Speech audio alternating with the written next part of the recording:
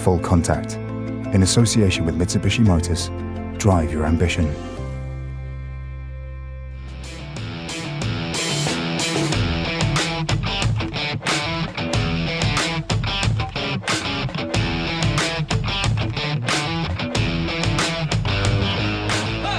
Hello and welcome to Brian Moore's Full Contact with the Telegraph and Mitsubishi Motors.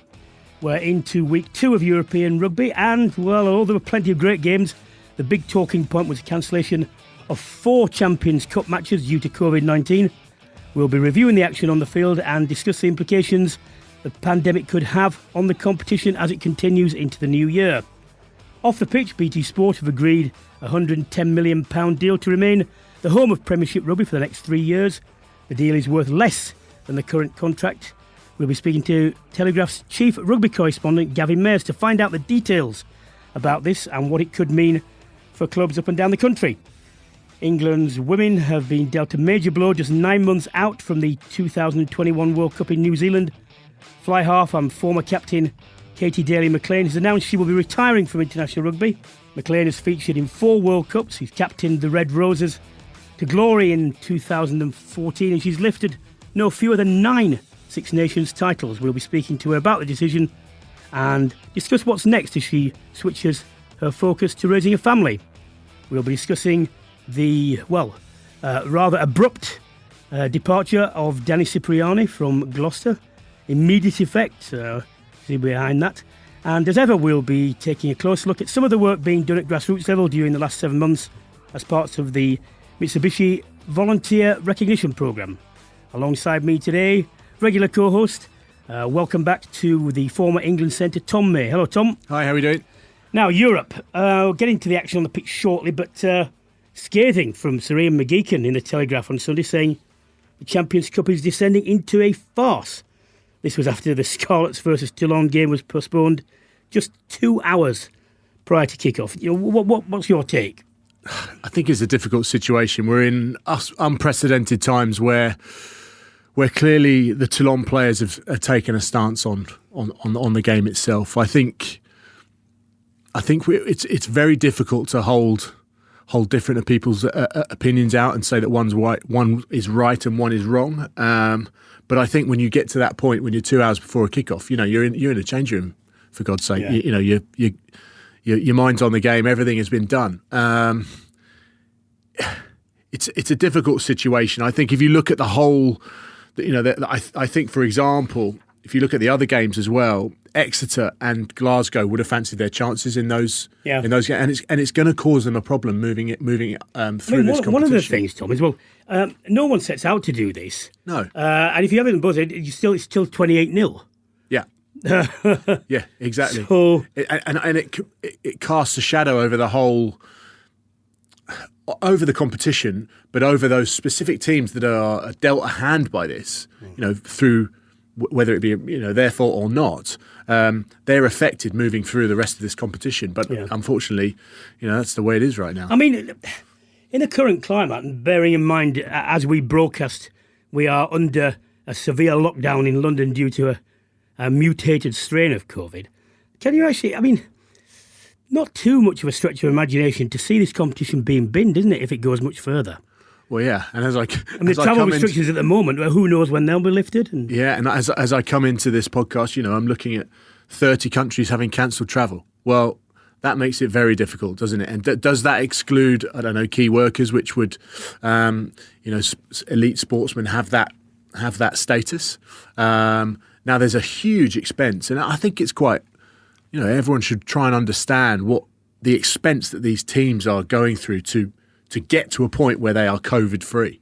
Well, you've got the regular testing, you've got the isolation points, haven't you, where they've all got to stay in the same places, so hotels and so on can't build them, and of course, if you're in run-ups to games, you don't just turn up and do it, you've got to be periods before then, so it's extended, and of course, when you go into it, there are no crowds to put money back in.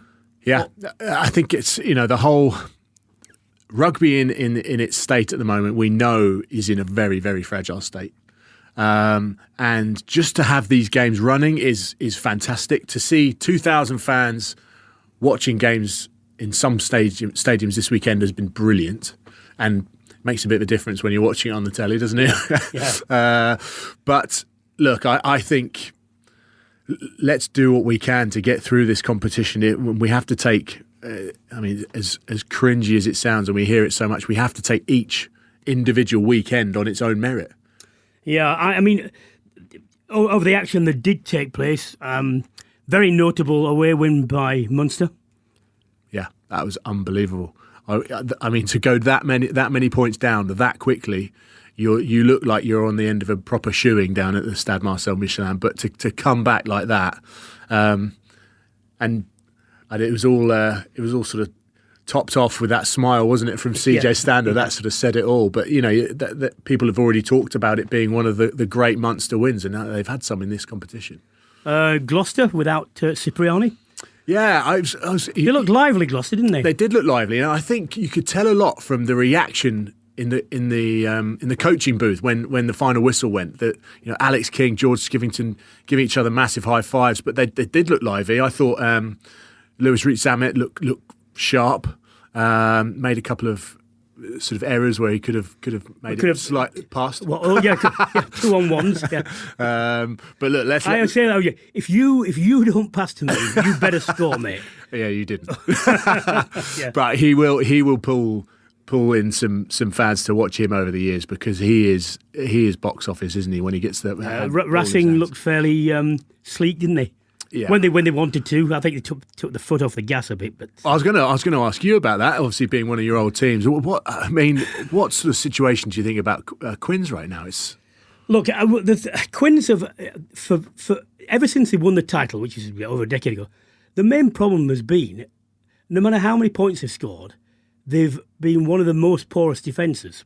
Not right bound by the relegation zone, but of the middle teams, their points against have always been high. And one of the things I think most Quins fans were looking for from Gustard was, because he was a defence coach, for that to be tightened up. And it has tightened up a bit, but still they let Trice in too easily. They seem to have a bit of a soft underbelly, don't they? In that 1 week they can be brilliant, and that if a team has worked them out, it seems to unravel pretty quickly. That said, Finn Russell was pretty special. Yeah. Going forward, everyone wants to talk about favourites and so on. It seems to me, in Europe, there are teams who it takes time to get your European pedigree to get into the swing of things. Exeter are finding the way. Saracens took a long time, but there are other clubs that just are not there, and I don't think people understand that European rugby demands different standards, different things. And some sides just are not there. No, and so Montpellier are a classic example, I think. If you look at them over the past few years, they've had the names to list off as long as your arm, but actually they've never managed to put together anything sustainable in Europe. And that is again the case with them coming into this competition. But there's some great teams in there, though. And you've got to say, if you get it wrong once, it can make you look a lot worse than you are. But I think, for example, Bristol are giving them a great account of themselves. But then above them, you've got Clermont, Munster, Toulouse, Racing, proper European heavyweights, and I think Lyon will be pretty happy to have been given that bonus point win away at Glasgow.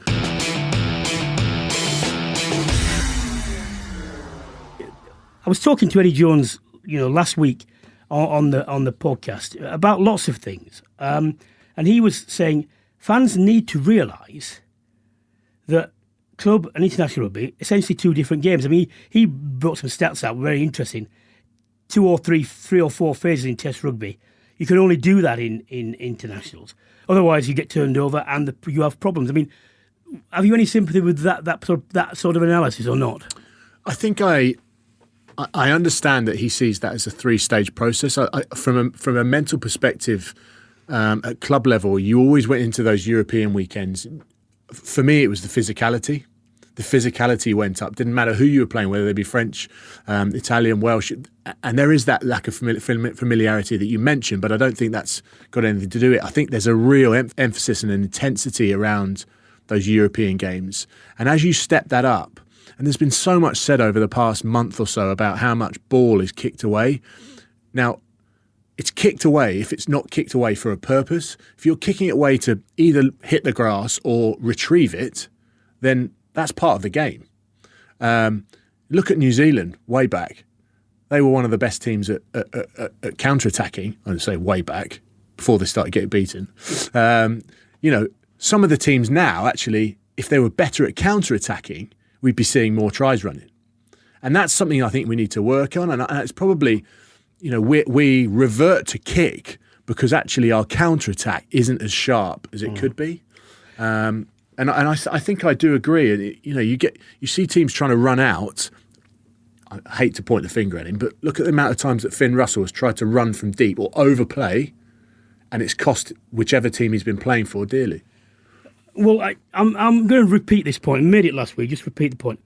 People have got to be consistent on this. When England kick well, long raking touch kicks, lots of ground, man and ball, penalties, turnovers, that is still a kick. It's as much of a kick as the one that's kicked too long or too short or straight out, which everyone says, oh, that's dull, it's boring. It's still a kick. It's the same intent. And when England beat New Zealand in that brilliant semi-final, they kicked 2 times less than their average. That's all they did. So people are getting this wrong. It's not that they shouldn't kick, it's that you've got to kick better. And if you're not kicking well, then you have to do something. So, there's been a lot of noise about the style of play. I mean, do you agree? Do you think there should be changes? What's your take on that? I think we have the ability to, this is from an English perspective, I think we have the ability to develop our attacking game, and I don't think we're that far off. I think at times, as I just mentioned, we want to try and kick perhaps slightly more than we should. But that might come probably around selection. Then you comes back to who's available, then you're looking at injuries. Because if you put Anthony Watson at fullback, he's a different fullback from Elliot Daly. But then look back to Lee Halfpenny when they went down to New Zealand. That scything break he made right up the middle of the field. You don't often see that coming from a home nation side, running the ball back from a poor kick. You talk to about decent kicks, box kicks at the weekend. There's Lewis Ludlow, is it, for Gloucester? Absolutely clattered. I can't remember who it was that caught the ball, and he's done that before. He did it in the Challenge Cup final against Cardiff, and it was a replica kick. We don't see that in international level, I don't think. We never see man on ball, or someone waiting. We're trying to compete for the ball, but actually there's something real positive.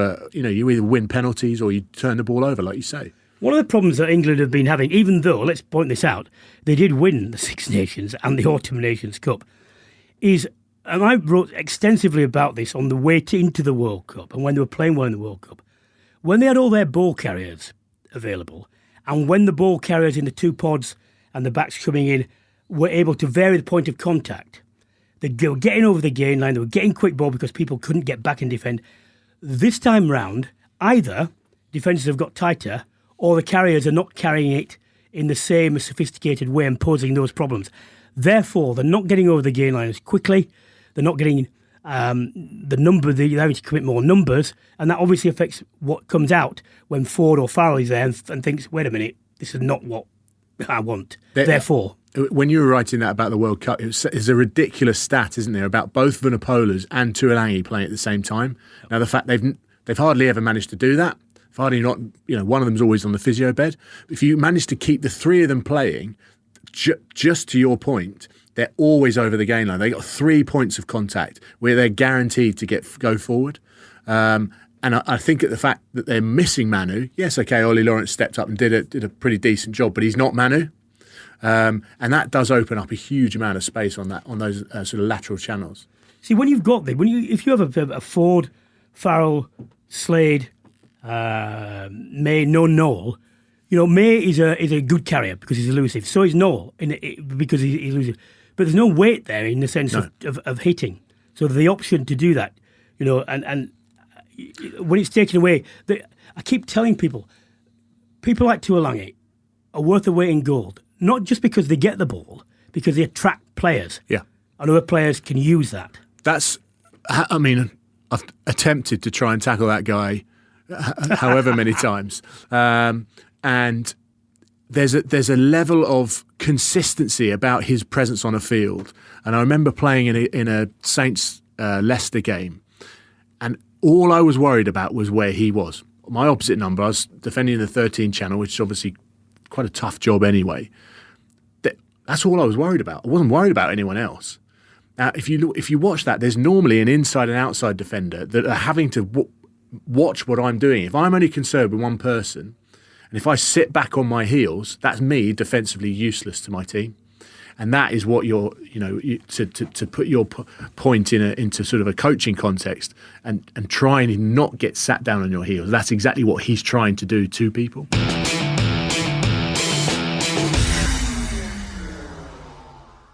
Well, let's move on to the new 3-year deal between BT Sport and Premiership Rugby. And who better to discuss this with the Telegraph's chief rugby correspondent, Gavin Mairs. Hi, Gav.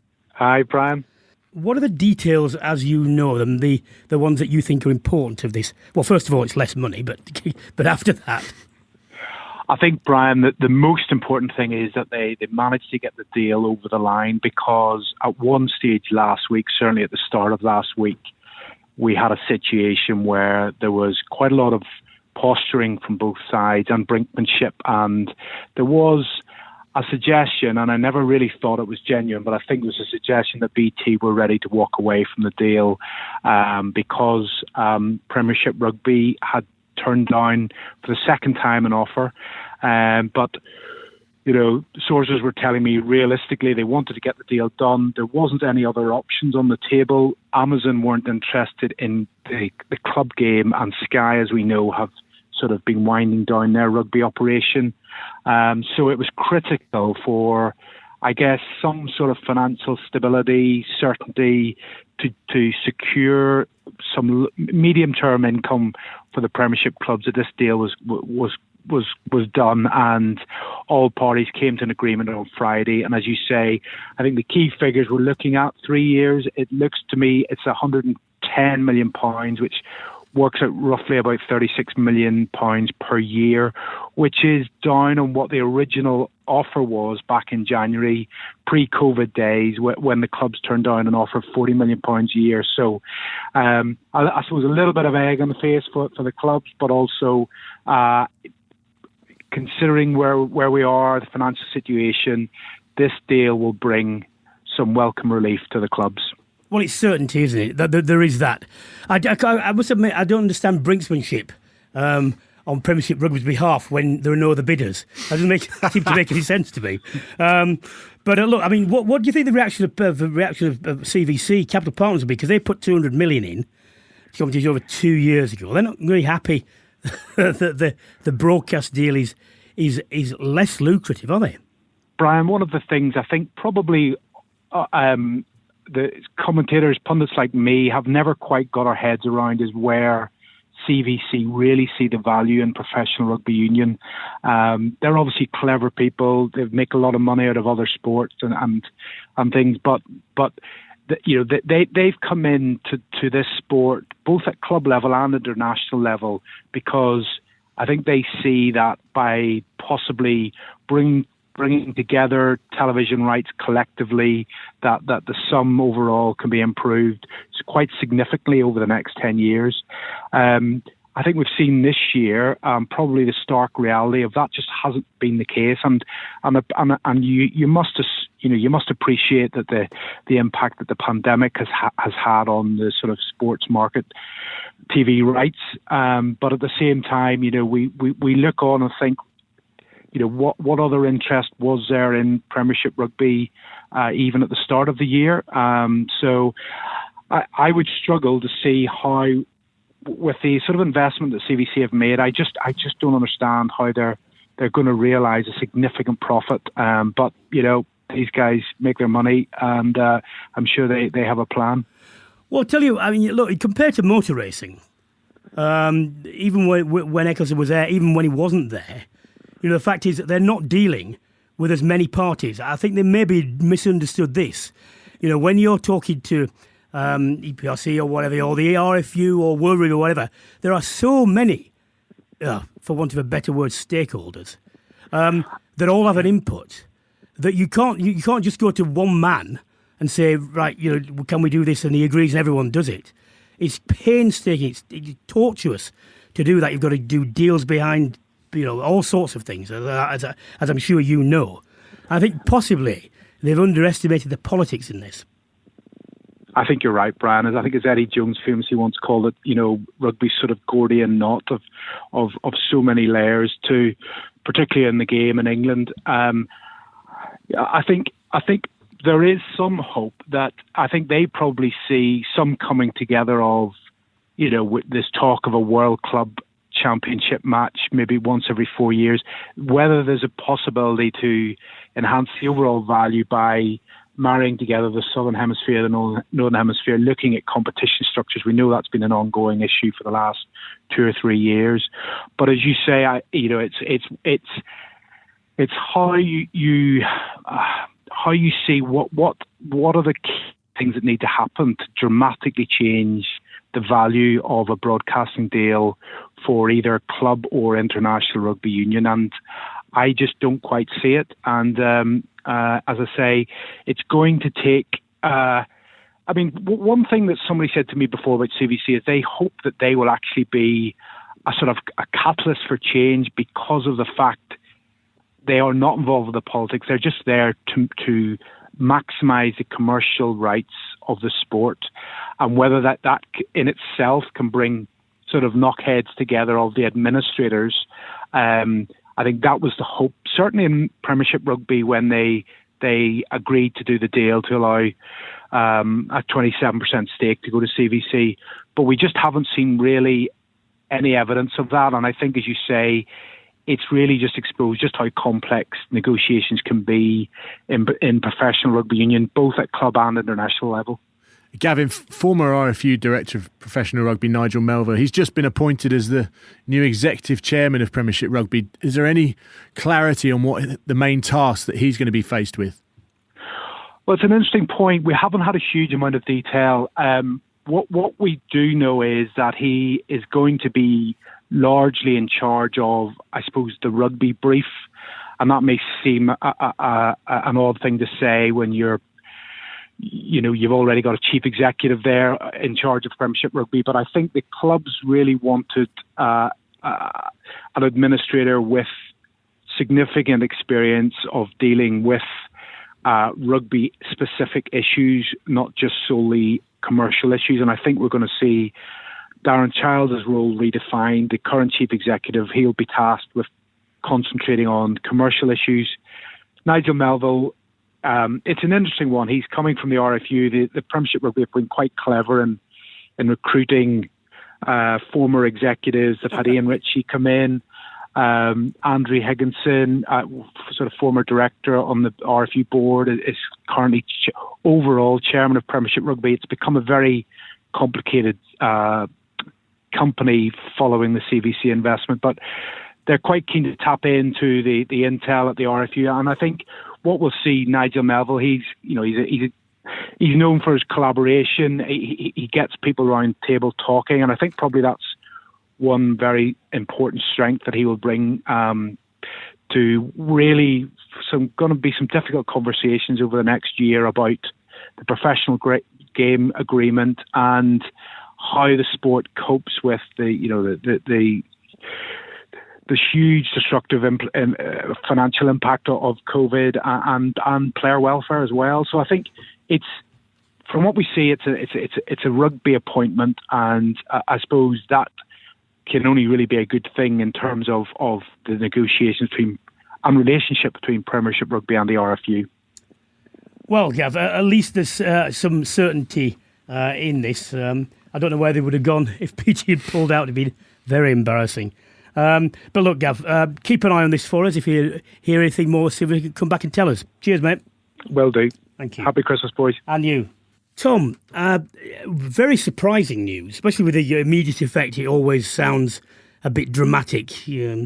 Personal reasons is usually the other part of it. But Danny Cipriani went from Gloucester. Do you know it was coming? Or anyone? I didn't know it was coming, no. And I actually thought for a guy that has put some fantastic performances in for Gloucester over the past couple of seasons, you felt like he was getting to grips with what he could offer a team on a sustained basis.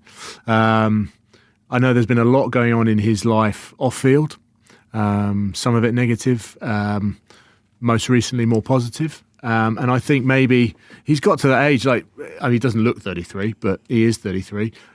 He's pretty experienced in terms of what he's gone through. Is this now the opportunity that maybe has presented itself that we don't know about as yet, whereby he's going to take that opportunity for his family?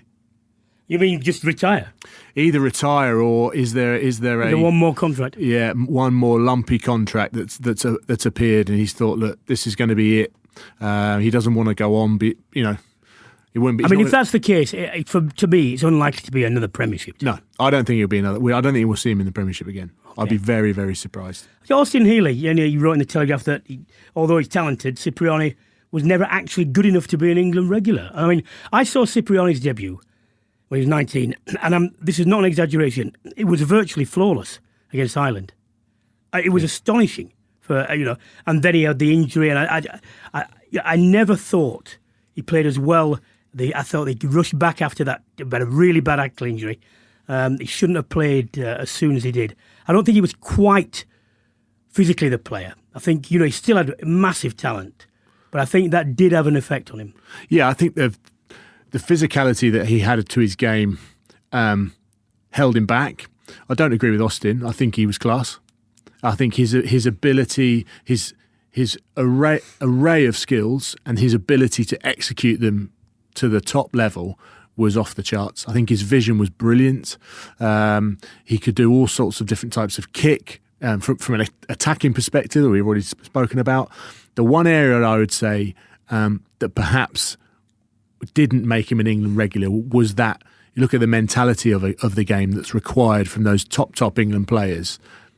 If you compare him and Owen Farrell, there's nothing to compare in terms of the mental strength and the focus that Owen Farrell has. And I think it's each individual to their own, isn't it? And each individual is different in a changing room to anyone else. But that's probably. I tell you what's a shame that a talent like that couldn't find a part in a setup. Well, and then you come back to characters, don't you? Because every team needs a character. And you come back to players like Kevin Peterson in cricket. How does a team need them, or do you need to oust them and use players that fit that mould? I think it's a shame if we never get to see Danny Cipriani in the Premiership again. I think he's been a huge asset to the league, and some of the things that we've seen from him over the years have been outstanding. I'll just make this final comment on Danny. The well-publicised things that happened, particularly early on in his career, they were there, but they were never as numerous as people said.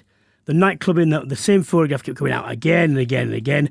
Didn't help himself with a bus incident and all sorts of things like that. Silly, immature, when he was young and immature. Yeah. Now, I think he's paid a heavy price for that. I think part of it was jealousy from other people, the talent, the good looks and so on. An agent wrongly putting him forward for fashion shows when he wasn't a star, and so on and so on. Badly managed, a single parent, lack of fatherhood figure, all sorts of reasons. The basic thing, I don't know him really well, but I've got to know him. Deep down, he is not a bad lad. No, he's not a rogue, and there are rogues that I've met. Yeah, I was just thinking as you were talking there about some of the experiences of playing against him. I remember taking a restart at Adams Park when Wass were there, kicked it as far as I could. He caught it, and he just smashed the biggest drop goal back over our heads. And I was like, right, okay, don't kick the ball to him. He has the ability, didn't he, to pull something out of nothing from anywhere on the field. And I agree with you. I think he's nowhere near as bad as everyone says he is. So, Danny, if you get to hear this, best of luck in whatever comes next. If you decide you want to go in a different direction, good luck to you, mate. Well, Eddie Jones and England's men know who they'll be playing in 3 years' time, but for the women's team, the World Cup is just 9 months away, and they've been dealt a blow after former skipper Katie Daly-McLean announced she'll be retiring from international rugby, and we're going to speak to her now. Hi, Katie. Hey, how are you? 4 World Cup campaigns, 9 Six Nations titles. Why do you want to give it up? I think for me, the biggest thing, and I've probably said it a lot over the weekend, is we had our calendar, and the calendar's amazing for next year, but having a little girl, that really changed my perspective on it. And I think, I've played this game for an awful long time. I know what's required in a World Cup campaign, and I just couldn't guarantee that I'd be able to kind of do the training load that my teammates would expect of me. And I think for me, that the kind of time was right to give them the best opportunity for Simon to go and prepare those girls to go to New Zealand and hopefully win that World Cup. Your daughter, I mean, what in particular did you think you couldn't fulfil as a parent had you taken that schedule on? I think for me, it wasn't about what I couldn't or could not. It's about what I wanted to do and the type of parent that I want to be. I think, I've done enough World Cups to know what's required in terms of the training load. And I think probably actually once I really started to look at the calendar, look at the requirements and have kind of really honest conversation with myself, I got to the point that actually I'm probably done with the level of competition that is required at an international level. Our game has moved on so much. And for me as an individual, I've achieved so many things that I never dreamed of. And I can honestly say that I'm good with that and I'm at peace with that. And I think that really helped me kind of make that decision. And once I'd kind of made that decision, it was about communicating to the right people and making sure England were in the best possible place to go forward without me. Yeah, well, as I say, it is obviously better if you've no regrets on the achievement side. I tell you another thing, though. Me and my various wives and whatever, when I was playing for England, it's not just the fact that you're not there. When you're there, often you're distracted because your thoughts are, got a really big game coming up. You get short-tempered and you don't see why you should go down the shop because it's unimportant and, stuff like this. And your kids especially, they know this. And they say, it's like a rush. Why are you rushing? Why are you doing this? Yeah. And so if you want to be full-time, I totally understand that in a way that probably non-parents won't do. That's not being patronising. That's just the way it is. So let's wrap up on that.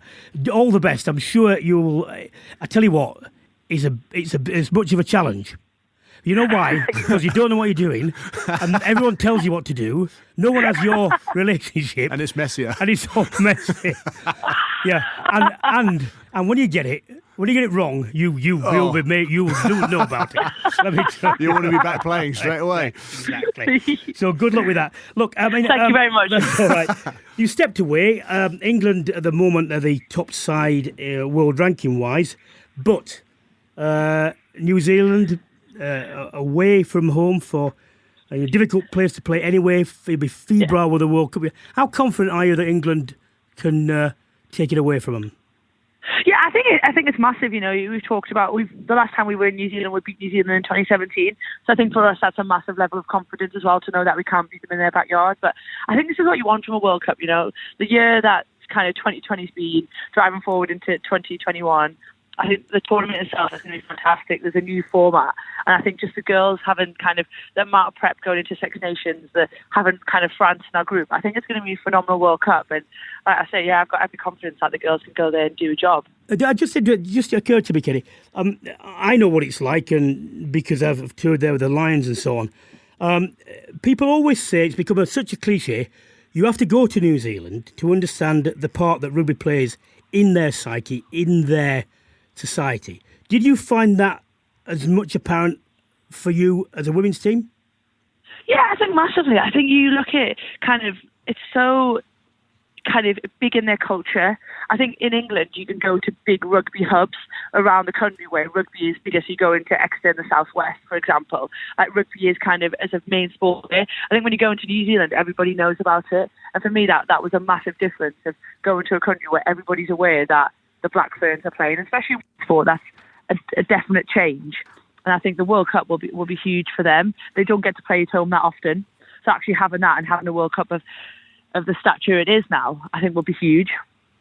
Katie, you joined Sale at the start of the season in a player-coach capacity.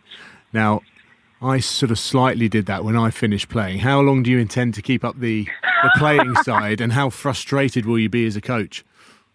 These are great questions. I think probably I'm definitely going to go to the season, and then I'll kind of review how I feel and how it's gone. Because for me, I've always only played club and international together since I got capped. So I think it's going to be strange just coming to play for your club without kind of another goal there. So definitely get to the season and we'll review that. I think for me, I'm really enjoying my coaching now. I'm really enjoying the opportunity to really get into it. Sales probably kind of lost out a little bit because of the time that you kind of spend away. So I'm really excited and looking forward to having the opportunity to really get my teeth stuck into it, and hopefully I won't be too much of a frustrated coach. Well, the results need to improve. What in particular needs to improve, apart from stopping losing?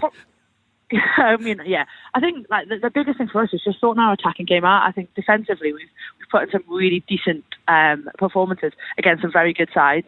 I think for us now that we're kind of halfway through the season, it's just really starting to improve our attacking game and to utilise some of the girls that we have in our wide channels. For me, as a back, we're not doing that well enough, and some of that comes down to kind of our skill set, but also just getting our basics right, so getting our breakdown right, getting our kind of offloading game going, things like that that'll allow us to play with momentum and hopefully make moving the ball a little bit easier. Just one thing before we go. Let's pick up on your experiences. You've lifted the trophy in 2014. If there's one bit of advice you wanted to give to players going into the tournament that haven't had that experience, what would it be? I think it's about it sounds like a real big cliche, but you've got to view it as each individual game. And for us, that's what we got massively right in 2014. We took every game as it came. So we didn't get caught up in kind of the emotion of New Zealand going out, or that we had to play Canada again in a final after drawing with them. We literally just looked at it as an isolated game. And I think for me, that's a really, really important kind of skill set that you have to develop. And you can use the likes of the Six Nations for that. It's just, you've got to treat it. You can only play the game in front of you. And as soon as you get ahead of yourself, that's when kind of the wheels start to come off. That's good advice. Play the game, not the occasion. Katie Daly-McLean, thank you for chatting to us.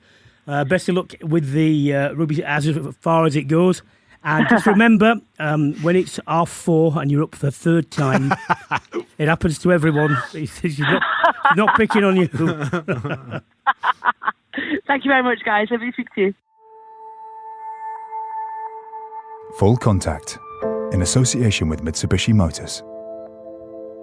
Everyone's ambitions are different. You can climb to the top, or you could take on uphill battles of a different kind. You can explore for hundreds of miles, or you could begin a bigger journey. You can make time fly, or you could make it stand still. The Mitsubishi SUV range. Drive your ambition. In partnership with England Rugby, Mitsubishi Motors runs a volunteer recognition programme to provide the rugby community with opportunities to recognise and reward the volunteers who are the heartbeat of our game. Throughout the autumn, in association with Mitsubishi, I will be chatting to a selection of rugby volunteers to hear their stories and shine a light on the brilliant work they've done during these most challenging of times. My guest for the 9th instalment is Ali Meek, captain of Wrighton Roses RFC. Hello, Ali. Hello there, hiya. Yeah, now, how long have you been involved with Wrighton Roses and Wrighton, the club itself? What role does the club play in your life? Well, I'm a Wrighton lass born and bred, but when I was young, unfortunately, they didn't have a women's section or a girls' section. Went away to Leeds to play rugby at university and came back. And I've always sort of been in talks with the club about getting a women's section up and running, and once my own children became involved with rugby there was quite a lot of mums who felt the same, wanted a little bit of something extra, wanted to get back into sport, wanted to do something while the kids were playing so they weren't just standing cold around the side of the pitch. So we started a bit of a kind of rugby fitness. I think it was back in about 2017. At the time, just with kind of aspirations to have a bit of fun, get fit again. I mean, these were probably lasses that hadn't done any sports in school. So, yeah, we just started doing things for a bit of fun, and it's just developed really into we've got a full contact team. We've got 2 touch teams, and we've got people who just come down for fitness, big mix of people from the local community. During the first lockdown, you were raising funds for NHS and you ran a walk, run, cycle challenge. How were you involved in that? Yeah, so I'm not going to take credit for the brainchild. That was a lady called Vanessa Graham who is absolutely mad for keeping fit. And, she really did. Well, we all really struggled with the first lockdown, didn't we? But it was like, I really need to do something that's kind of team-based. And I want to see people. I want to kind of stay fit. She said, what can we do? I'm thinking, can we do some sort of relay?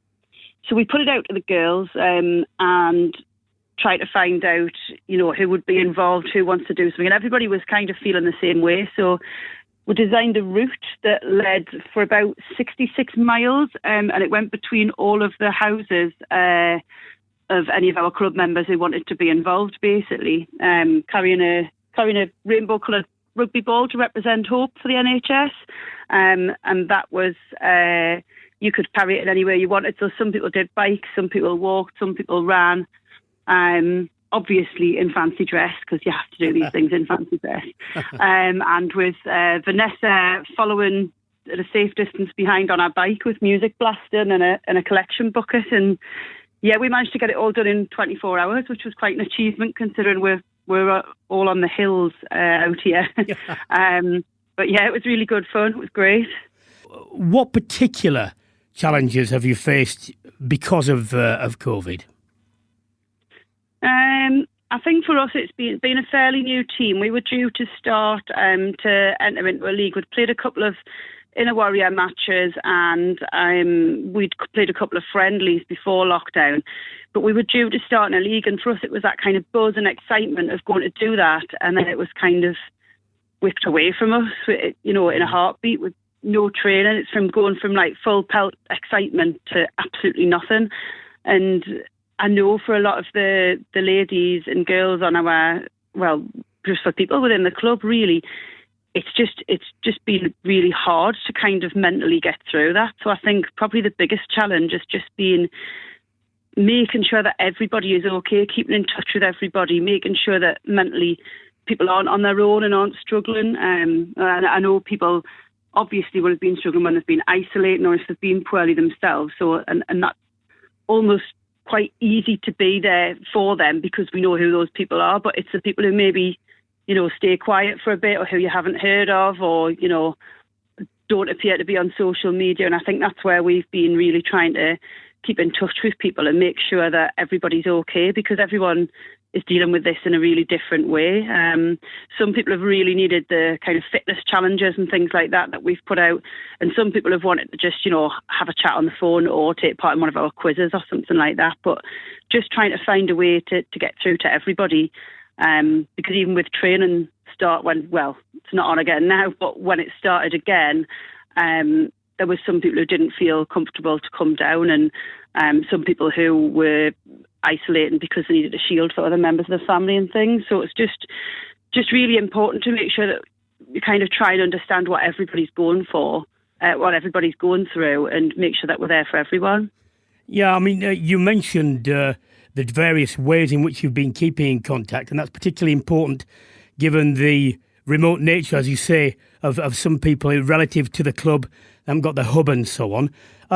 Yeah. When we come out of this, I don't know when it will be, we don't know when it will be, but when we do come out of this, what are you looking forward to as a club and as a team moving forward? I think obviously once the leagues are up and running and we're playing full contact rugby again, we're training together, we're socialising together. It's probably going to be a massive, just sort of the biggest party couple of months. I think everybody's going to celebrate so much. There's a lot of people who keep saying, do you know what? I didn't realise I was a hugger until I can't hug someone. And now it's like you just want to hug everyone. And you know what it's like, especially in rugby, with it being such a contact sport, you're used to that human contact so much. And I think a lot of people are really missing that. So yeah, probably that. Well, Ali, I can't give you a hug. I'll give you a virtual hug. Thank you. So, look, thanks for all the volunteer work you do. the game wouldn't be, well, there wouldn't be a game without people like you. And keep up the good work. Keep your spirits up as much as you can. And let's hope that that Wrighton and Wrighton Roses go from strength to strength. Thank you very much for talking to me. Thank you. Thank you, Ali. Bye-bye. Bye-bye. For more details about the Mitsubishi Motors volunteer programme, for more details about the Mitsubishi Motors volunteer recognition programme with England Rugby, visit www.englandrugby.com/participation/volunteers.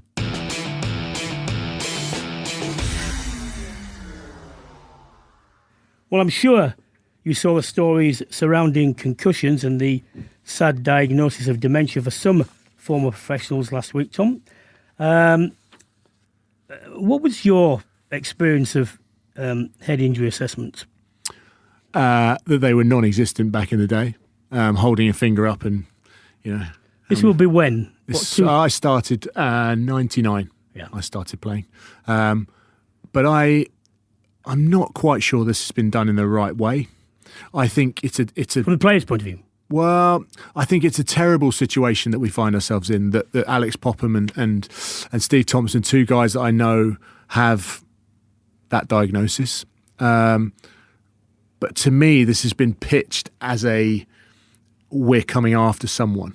They're trying to make a statement, and it seems to me to be focused on blame and retrieving financial gain from it. Whereas I think there should be a support network around these guys that is built.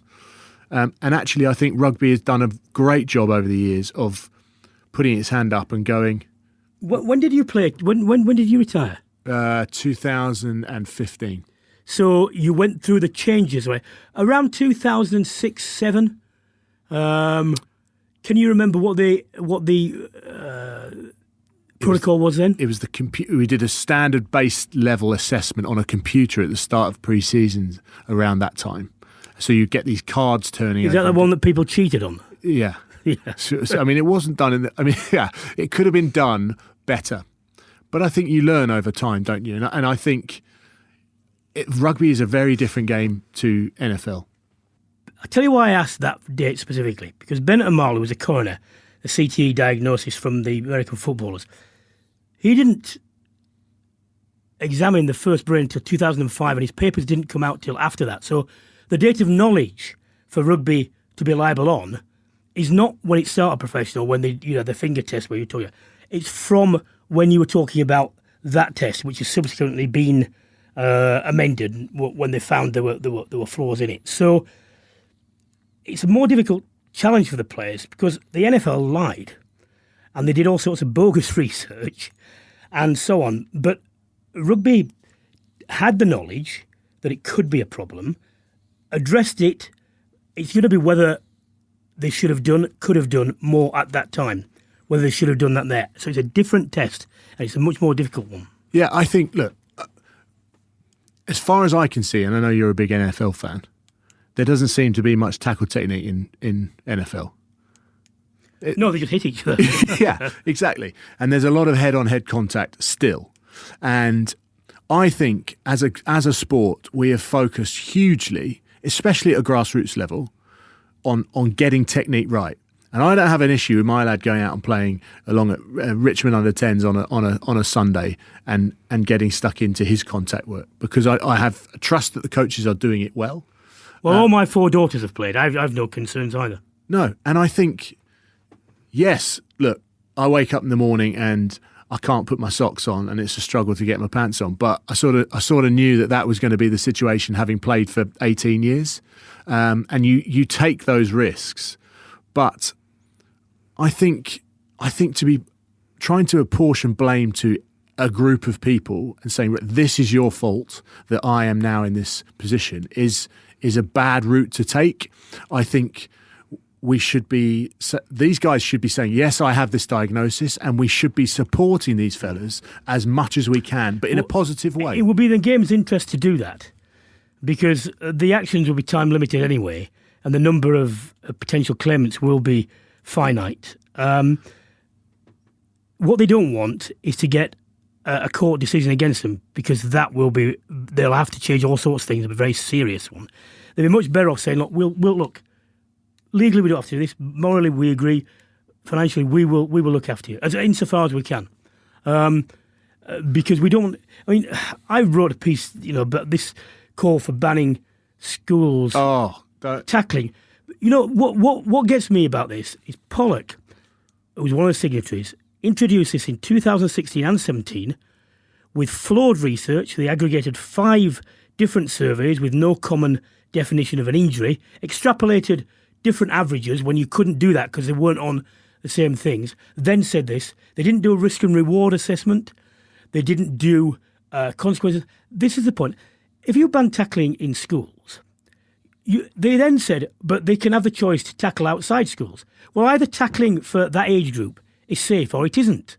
It's not more safe or less safe because it's done outside of school. It either is or it isn't. So that's a stupid statement. Also, you're then going to ask people to start tackling when they're bigger, stronger, faster, and then come more problems. I mean, the other thing is, well, with teachers being full, the games teachers full time, if they teach rugby, they're more likely to be better qualified than the volunteers who God bless them, we need them. And my wife's, helps coach.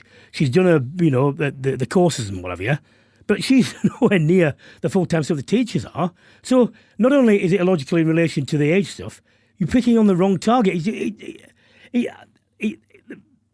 These academics, none of them are not neuro anythings. Yeah. Actually, they're all academics. And I just hope that rugby, it needs to consider this. It needs to make everything as safe as it can. But it has a responsibility and it has the right to protect what people who play the game like, and that is contact. People need to be informed, they need to be correctly trained, they need to be correctly diagnosed and treated. But if you can't take that away from people, because that is the essence of sport. You can't also put your hand up and make the claims that people like Pollock have done, and then come out with the headlines of, rugby gives you brain damage. It just doesn't. Okay, there are scenarios where unfortunately there are players that are experiencing this situation. But, and this is a massive change, and you being involved in grassroots rugby will understand that.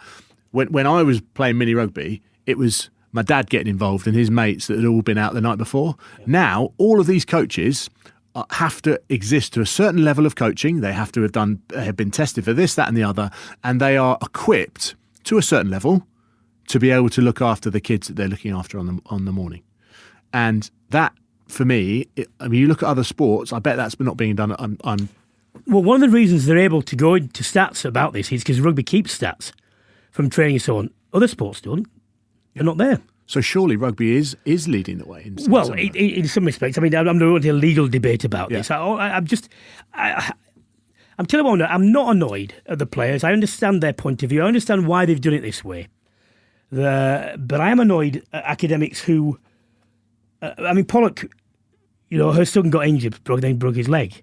And since that point, she seems to have been on a mission to emasculate schools rugby. I tell you what, we'll make the decision for you.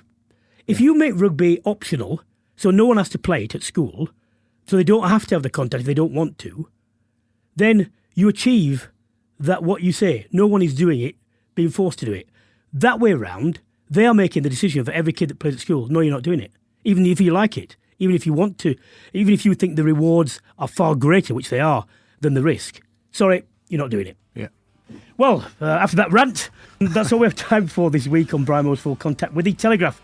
Huge thank you again to my co-host Tom May and to all our guests today. If you enjoyed this episode, why not subscribe and check out some of our previous episodes?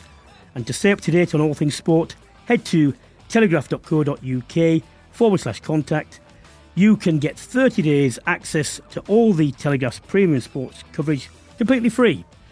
For now, it's goodbye and have a great Christmas insofar as you can.